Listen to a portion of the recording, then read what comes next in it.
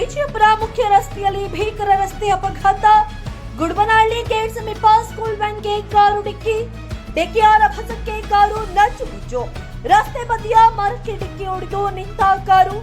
School ವ್ಯಾನ್ನಲ್ಲಿ 4 ಮಕ್ಕಳು ಪ್ರಯಾಣಿಸುತ್ತಿದ್ದು, ಅದೃಷ್ಟವಶಾತ್ ಯಾವುದೇ ಪ್ರಾಣಹಾನಿ ಸಂಭವಿಸಿಲ್ಲ.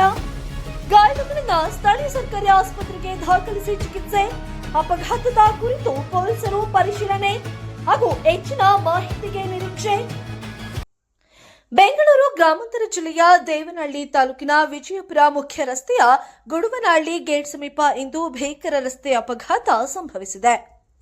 ವೇಗವಾಗಿ ಬಂದ ಕಾರೊಂದು ಸ್ಕೂಲ್ ವ್ಯಾನ್ಗೆ ಡಿಕ್ಕಿ ಹೊಡೆದ ಪರಿಣಾಮ ಕಾರು ನಿಯಂತ್ರಣ ತಪ್ಪಿ ರಸ್ತೆ ಬದಿಯ ಮರಕ್ಕೆ ಡಿಕ್ಕಿ ಹೊಡೆದು ಸಂಪೂರ್ಣ ನಜ್ಜುಗುಜ್ಜಾಗಿದೆ.